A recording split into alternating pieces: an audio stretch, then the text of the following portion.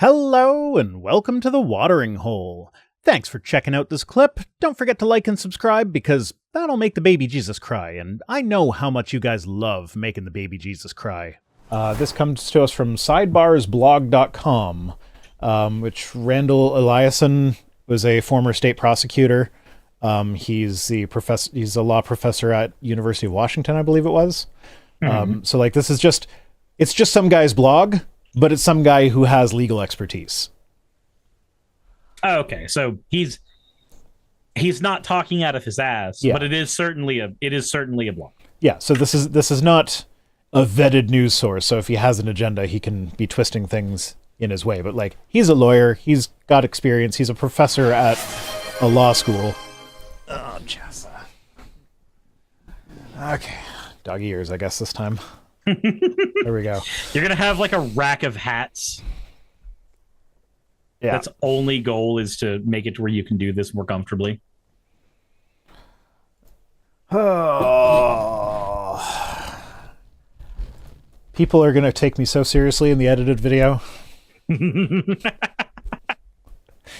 DC Circuit skeptical of Trump's immunity claims. So this morning, that was yesterday morning actually, three-judge panel of the District of Columbia Circuit heard oral arguments on Trump's claim of presidential immunity. The trial judge, Tanya Chutkan, denied Trump's motion to dismiss based on immunity and double jeopardy, and the D.C. Circuit has put the appeal on a fast track. They're expected to affirm. It's just a little bit of information about the judges. So an amicus brief was filed by the group American Oversight, and they made a strong argument that the court does not have jurisdiction to hear the appeal at this stage because presidential immunity is not explicitly guaranteed in the Constitution. This probably has something to do with which circuit of appeals it went to, or whatever. I don't know. There's a lot of technical crap. I don't know what circuit is for what thing. I'm just going to have to assume that, yeah, it is a question that maybe they don't have jurisdiction here. So the prosecution agreed that Trump has a right to appeal. Okay. So both Trump and the prosecution agree that he has the right to appeal as to whether or not they have jurisdiction. Or no, not as to whether or not they have jurisdiction, as to whether or not Judge Chutkan was right to dismiss his, right to reject his request for dismissal. So anyway, Judge Pan asked the prosecutor why the government is not contesting jurisdiction, since that would mean the government wins and the case goes back for trial, to which he responded that the government's interest is in seeing that justice is done and in getting the law right, not in gaining a potential advantage in a particular case, which that just goes to show the difference in mindset between the people involved here. Because like Trump is desperately scrabbling for anything he can just to get out of this, whereas the prosecutors are like, no, yeah, I know it's not going to be good for our case to let him appeal here, but we're not interested in winning. We're interested in seeing things meted out. Yeah, we want to see things done properly. So if we are doing something improperly, I would like the Court of Appeals to determine that so that it can then be done properly. And if they end up losing, like if they end up not having a criminal case against him because of that, then so be it. Now, that's not what would make me happy. But again, like what they point out here, the Justice Department always has to be thinking about what precedent it might be setting and the long-term implications of its arguments. So like, as badly as I want to see Trump behind bars, if the way they get him there is by setting precedent that is going to lead to dangerous behavior by future presidents and prosecutors or whatever, then I'd rather he not. And so would they. Let him go through the justice system as it is currently built. Don't try to build it out in such a way that it works better against him, because then that's just bad precedent going forward. Yeah. And this is kind of like what you were saying last week about the him being taken off the ballot in a bunch of states. Actually, I'm not sure if you said this or if I heard it on a podcast, so maybe correct me if I'm wrong. But I believe it was like we'd almost rather just have him on all the ballots and lose definitively. Because if he loses while being off the ballot in several states, then that's just going to be it was a rigged election. I wasn't even on the ballot in a couple states because they rigged it. And then that will potentially then every third party candidate who's ever existed can call every reason they've lost rigged. And technically, there is something to that statement. Mm-hmm. It would no longer be completely unsubstantiated. It would be a true statement that he had less of a chance to win because they removed him from the ballot. Now, that saying, from a law standpoint, I feel like it's pretty cut and dry that if you engage in insurrection, you should no longer be eligible to be elected to the highest office in the country. Like, that seems like just common sense to me. But again, it's one of those... What's common sense to you and what's common sense to a Trump supporter will likely be incongruous. Yeah, so the court has raised the possibility of exercising hypothetical jurisdiction. So basically, the idea would be, we agree that the question of jurisdiction is hard and we might not have it, but Trump's argument sucks anyway, so we're just going to deny, hypothetically, if we had jurisdiction, he would still lose. So let's just say that he has lost. And that's basically where they seem to be headed with regards to the jurisdiction thing, which I think is amazing. It's like, no, we might not have jurisdiction, but he's going to lose anyway, so just kick it back.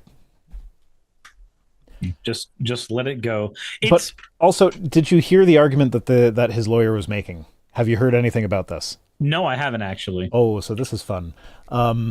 So Trump is arguing that the impeachment judgment clause in the Constitution means that a former president may only be criminally prosecuted if he or she was impeached and convicted for the same or similar conduct.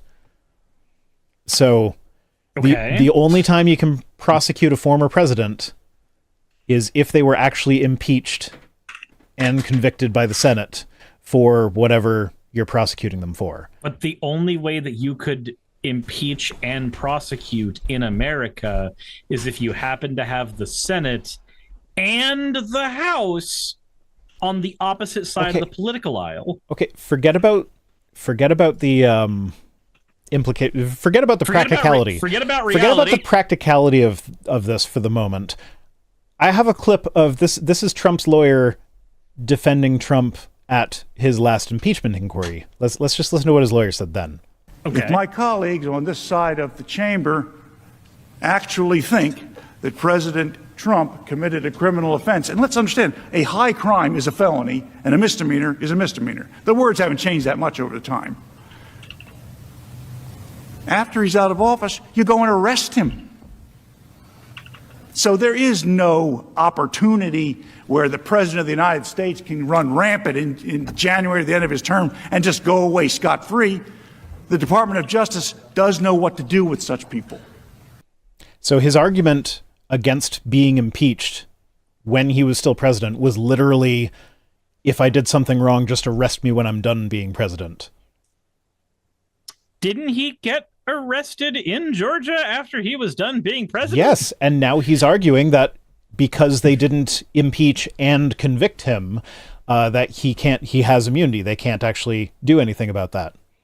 So he's literally arguing the exact opposite of what he was arguing when he was being impeached. Why? What? They have to pretend that reality doesn't exist. Because we do have a world where Trump was arrested. We live in it. But Cyrus, you haven't even considered the worst implication of this. Okay. So if a president cannot be prosecuted unless they are both impeached and convicted, that means that a president can do literally any fucking thing while in office. And then if they get caught, as soon as an impeachment inquiry starts up, they just have to resign. And now they never got impeached or convicted, so they can't be charged. Yeah, it creates a loophole that anyone can use. Yeah.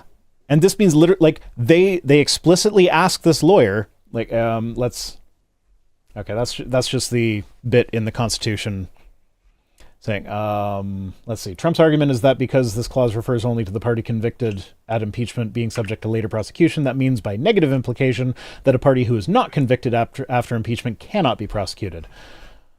So Judge Pan asked Sawyer, I think it's Sauer, if his position meant that if a president sold pardons or sold national security information or ordered SEAL Team 6 to murder a political rival, that president could not be criminally prosecuted unless he was impeached and convicted by the Senate.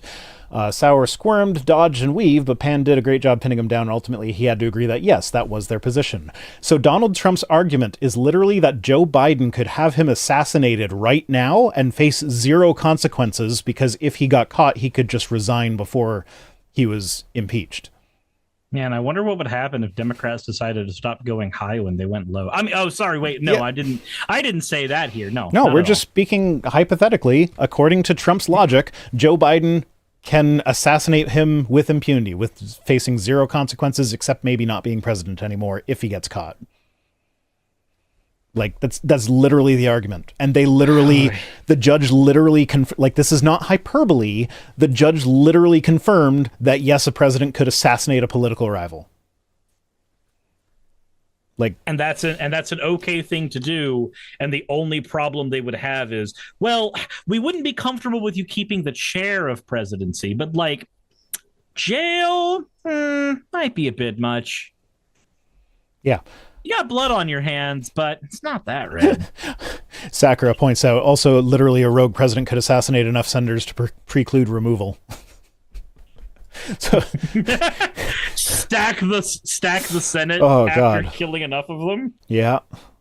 Oh, yeah. This is so problematic. Sauer tried to argue that in such a case there would almost certainly be swift impeachment and conviction, so it's not a problem. But that argument doesn't fly. Okay, fine. Another hat. Boy. Another hat. Fine. There we go. The red one's back. More hats for the Hat Club. Yeah. So the criminal act may not be discovered in time for impeachment or until after the president leaves office, or a president could order a political rival assassinated, wait to see if the conduct was discovered, and if it was, and he was about to be impeached, he could resign and guarantee himself immunity from criminal prosecution for murder. Like, that's literally, like, that's what Judge Childs noted. This is in the court record. That, like, this is not me being hyperbolic, saying that that's the potential outcome. This is literally a matter of court record that Judge Childs confirmed that, yes, that would indeed be the result of granting Trump his argument. Judge Pierce noted that or was it Judge Pierce or is that the prosecutor? I think that's the prosecuting. It says Pierce noted. Yeah, but I'm trying to figure out who Pierce is, and I feel like Pierce was the prosecuting attorney that was working for Smith. Noted that the consequences of Trump's argument lead us to an incredibly frightening world where a president could engage in criminal acts with impunity so long as he managed to avoid being impeached, either through politics, concealing the crimes, or ultimately resigning, or, as Sakura pointed out, murdering the people that found you. Because then if other people find out about those murders, you get the same options. Can you imagine being a United States president, having access to one of the best espionage teams of all time, and then holding this information in your hand and wondering, what am I going to do with this? Mm-hmm. That's the world Trump wants to live in. He wants to wield. If this is Trump's argument as to why he gets immunity, I almost have hope that the Supreme Court is not quite partisan hacky enough to actually let this go through. I feel like they would see how this could be bad for them. This would mean that a president could literally just go, I don't like the Supreme Court. Let's make them all disappear. Yeah, what if we just disappeared the entire Supreme Court, stacked it with my people, disappeared the Senate, stacked it with my people? Man, it sounds like I've heard of a couple regimes in the past that might have employed strategies like this.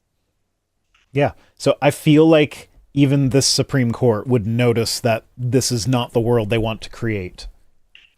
I hope. I think so. They have ruled semi-sanely on some things that I expected to go the complete opposite way, so I feel like this would not pass muster with them. I would hope not. However, I am concerned with the behavior of people like Clarence Thomas, for instance, who are entirely bought. Yeah. Because that's just a matter of public record at this point.